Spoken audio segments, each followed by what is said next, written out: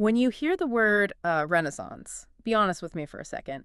What's the default image that loads in your brain? Oh, I mean, it's got to be sunny. Ugh. Definitely some marble involved. Yeah. Probably a naked statue of David or, Michelangelo painting a ceiling while lying on his back.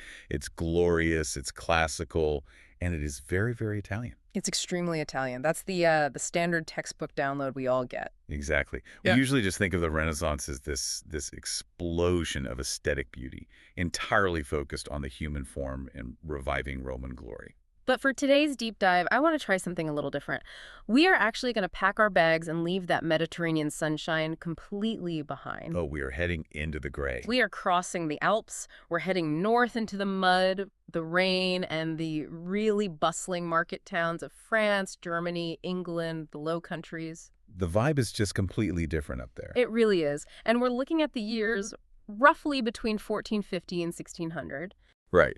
If the Italian Renaissance was, let's say, a glamorous gala dinner where everyone is just showing off their style. Best dress list, yeah. Yeah, the Northern Renaissance is a lot more like a really serious town hall meeting about how to fix the neighborhood. I really like that distinction because looking at the source material we have today, the texts, the art history analysis, the data on publishing, it seems like the mission of this deep dive is to figure out what happens when you take the software of the Italian Renaissance. And try to run it on Northern hardware. Exactly. It's a great analogy, the software being those core ideas of humanism, but the hardware being a culture that was much more religious, maybe a bit more pessimistic, and just deeply concerned with social reform. And just to raise the stakes for everyone listening, we're going to throw in a piece of technology that just breaks the game completely. The printing press. The printing press.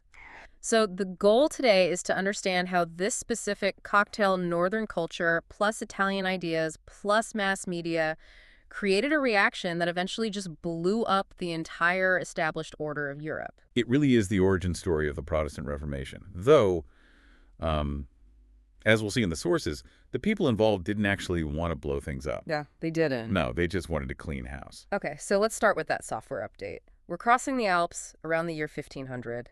Ideas are traveling along these trade routes, in the saddlebags of merchants and diplomats. Right. But when this Italian concept of humanism hits the North, it mutates. How exactly does that happen? Well, let's look at the Italian version really quickly first.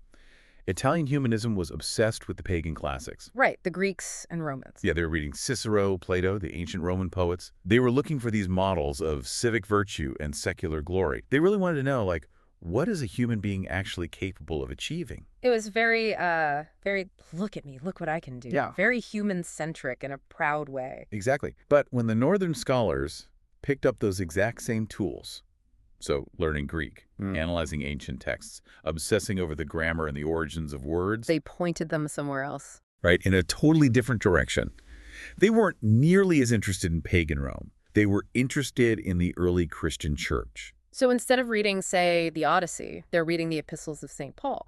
Precisely. They went back to St. Augustine, St. Jerome, the really early church fathers, Yeah. because they wanted to see what Christianity looked like before the Middle Ages, Before it got complicated. before the massive, massive bureaucracy of the Catholic Church had built up over 1,000 years. So they were basically looking for the original source code of their religion. That is the perfect way to put it. And this is what the sources define as Christian humanism. Okay, Christian humanism. Yeah, it's this merger of humanist educational ideals with a strict religious framework, all designed to drive social reform. Because they looked around at their current situation. They looked at the Church of 1500, which was incredibly wealthy, highly political, and often incredibly corrupt. Right. And they compared that reality to the texts of the early Christians, who were simple, poor, and pious. I imagine that contrast was pretty glaring for them. It was shocking.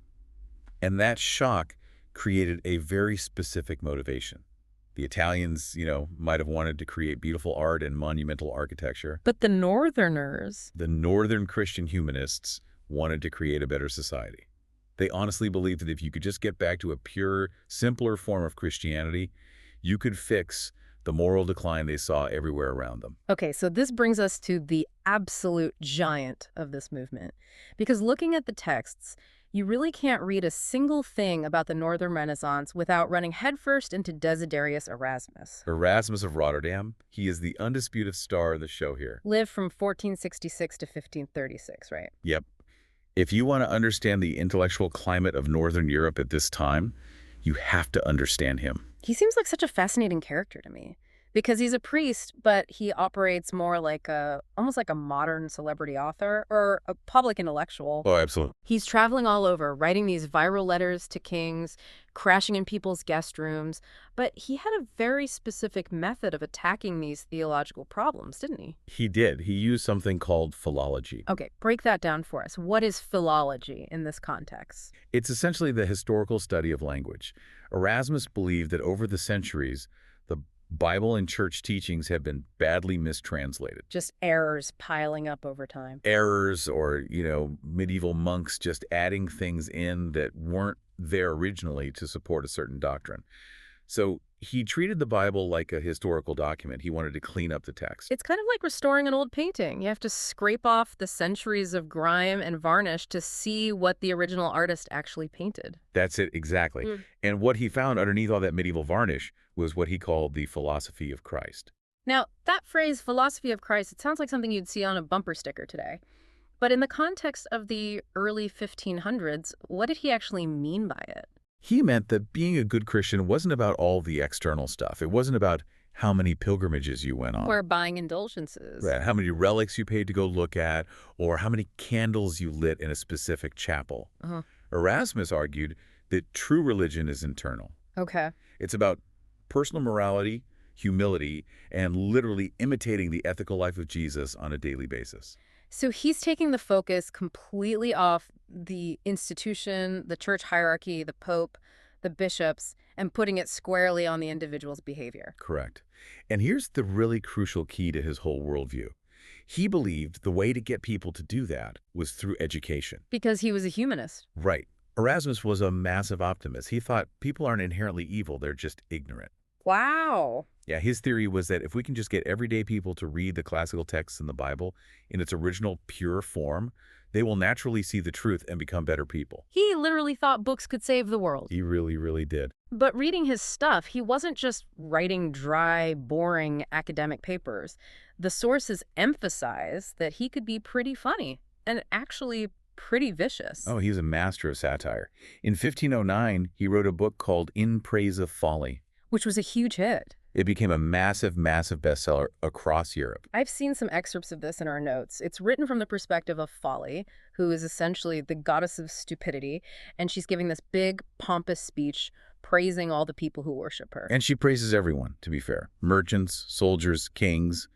But she absolutely saves her sharpest, most brutal attacks for the church. Of course. Erasmus uses this comedic character to mock the monks who think they're holy just because they wear a specific type of hood, even though they're completely uneducated. Right. He mocks the popes who are out fighting actual military wars instead of shepherding souls. It's interesting, though, because he's attacking the church so publicly, but he is a priest. He's inside the system. He's not trying to leave, is he? That is the most crucial distinction to make here. Erasmus wants to fix the house, not burn it down. Right. He desperately wants a smarter, kinder, more ethically sound Catholic Church. He has absolutely no idea that his scholarship is essentially pouring gasoline all over the floor. Gasoline that someone else is going to ignite. Exactly. Gasoline that Martin Luther is about to drop a match on. We are definitely going to get to that explosion in a minute. But before we do, I want to visualize this cultural shift.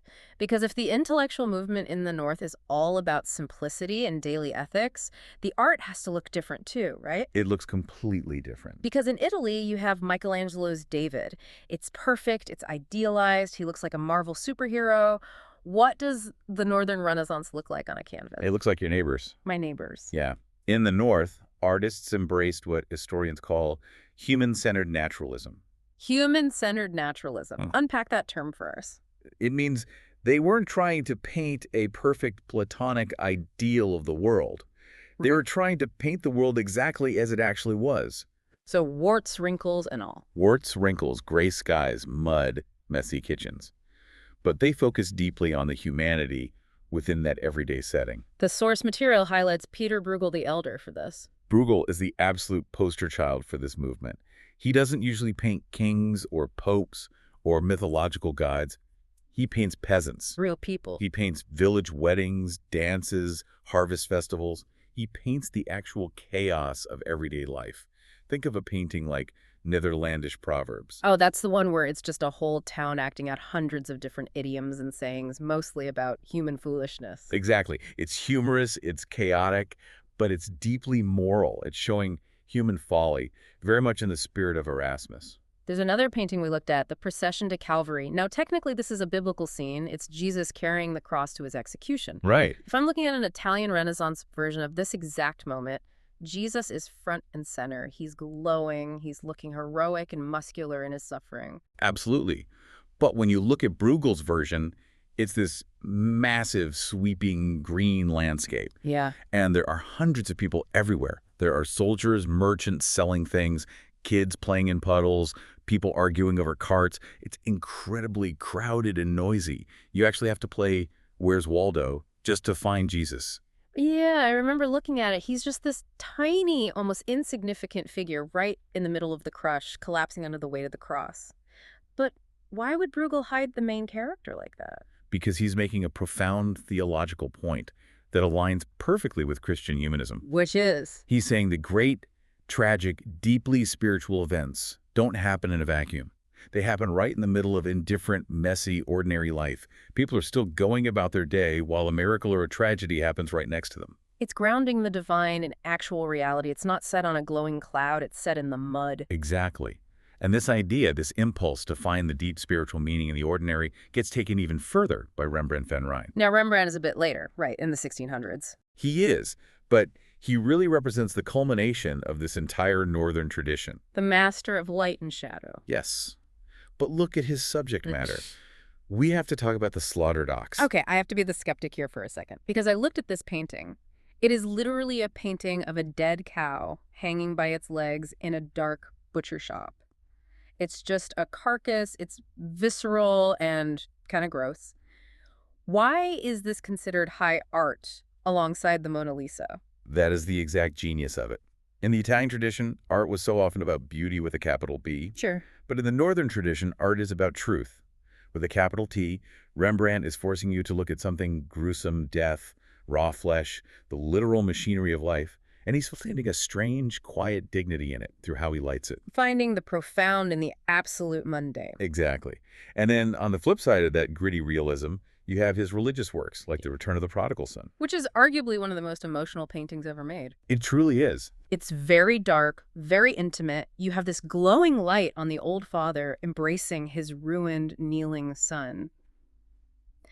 But what stood out to me in the notes wasn't their faces. It was the feet. The feet are the whole key to that painting. Really? Yes. The son's sandals are completely worn out. One has actually fallen off.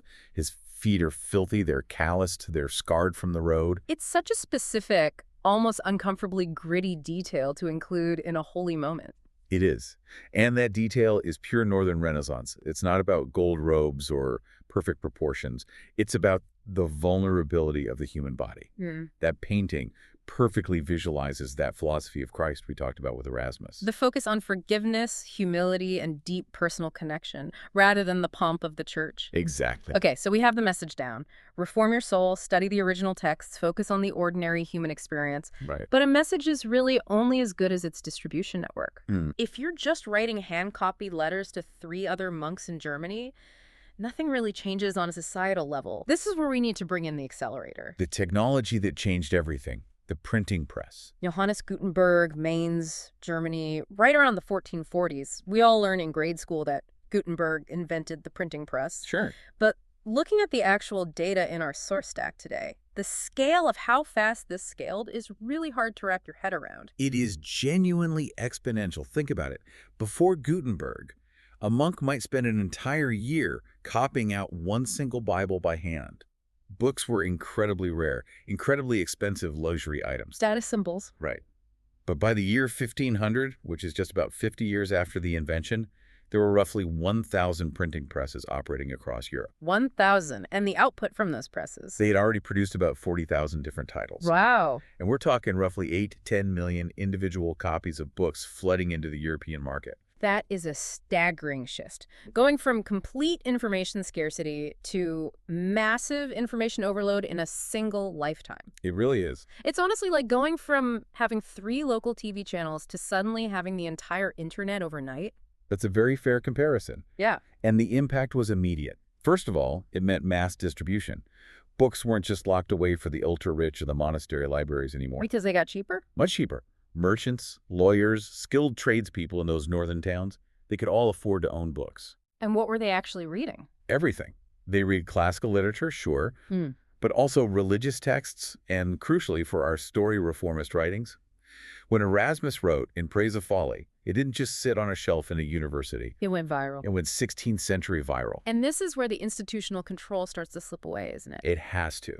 The printing press fostered a completely critical attitude toward traditional authority because the church couldn't control the narrative anymore. Because before this, the church held the absolute monopoly on truth, simply because they held the monopoly on the physical texts. Exactly. If the local priest stood up and said, the Bible says you have to do X, you just had to believe him. You couldn't go home and check. But now, Erasmus is out there publishing a new Greek New Testament alongside a brand new Latin translation.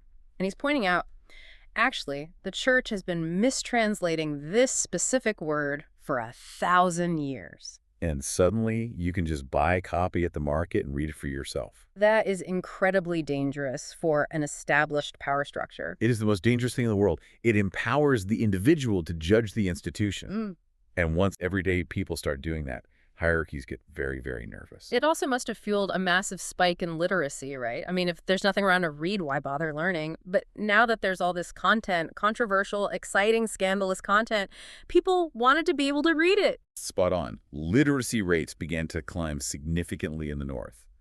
And that expanding literacy is what allowed the philosophy of Christ to spread out of the universities and right down to the common people. Okay, so let's try to pull all of these threads together and synthesize this.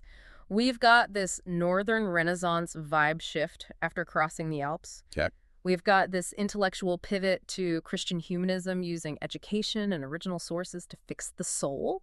We've got a visual culture that celebrates the ordinary and the gritty. Yep. And we have the printing press blasting these reformist ideas into every single corner of Europe at unprecedented speeds. When you combine those 3 pillars, the intellectual shift, the cultural shift, and the technological shift, you've created the absolute perfect environment for the Protestant Reformation. That's the boom we talked about at the very beginning of the deep dive. Right. Martin Luther is usually the one who gets all the historical credit for starting the Reformation in 1517 when he posts his 95 Theses. The famous hammer and nail moment. Exactly. But based on everything we've just looked at, Luther didn't just appear out of thin air in a vacuum. He was the spark, but all that fuel had been quietly piling up around him for decades. He just stood on the shoulders of the Northern humanists. Erasmus and his peers plowed the field. They spent their whole careers arguing that the church was corrupt, that the Bible should be the ultimate authority, and that simple internal piety was better than empty rituals. And Luther just took those exact same ideas to their logical revolutionary conclusion. There's a very famous saying about this exact relationship from the time period. Oh, right, I saw this. Erasmus laid the egg that Luther hatched. Yes. But from what the sources say, Erasmus didn't exactly like the bird that came out of that egg, did he? Oh, he hated it. Yeah. And that is the great tragic irony of this entire story. Erasmus was fundamentally a moderate. He was a reformer, not a rebel. Right. He wanted reform, but he valued unity above almost everything else. He wanted to fix the system from the inside. Yeah. So when Luther actually broke the church apart and started a revolution that quickly led to massive social upheaval and literal wars, Erasmus was horrified. he was devastated. He actually spent his final years actively arguing against the very movement he had inadvertently helped create. It's a classic, massive case of unintended consequences. Erasmus thought, hey, if I just teach people to read carefully and think critically, they'll naturally become much better Catholics. He just didn't anticipate that if you teach people to think critically, they might decide to stop being Catholics altogether. And the legacy of this whole era is just staggering when you step back.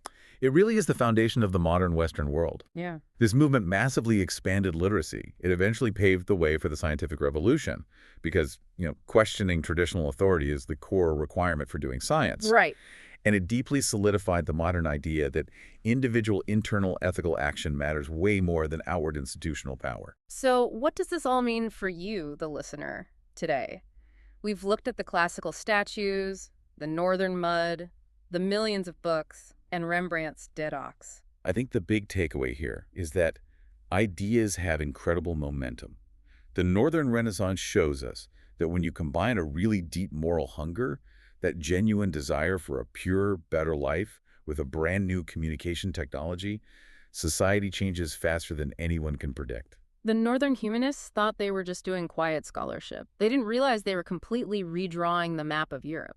It's a powerful reminder. We often think we're just adopting a cool new tool or casually learning a new philosophy, but we rarely see the cliff edge until we've already driven right over it. Or to use our analogy from earlier, until the new software completely crashes the old hardware. So here is a final provocative thought for you to chew on as you go about the rest of your day. Erasmus and his fellow humanists honestly believed that they could introduce radical, disruptive new information like accurate translated Bibles, biting institutional satire, and widespread literacy without causing a total collapse of the existing social order. They thought truth would just make everyone better. They were extreme optimists. But history tells a very different story. So looking at our own world, ask yourself, is it actually possible to introduce a technology as fundamentally disruptive as the printing press, or today, the internet or artificial intelligence, without eventually causing a total revolution? Can you ever really just update the system, or does the new information always inevitably break it? That is the question of the century right there. Thanks for taking this deep dive with us today. We'll catch you next time.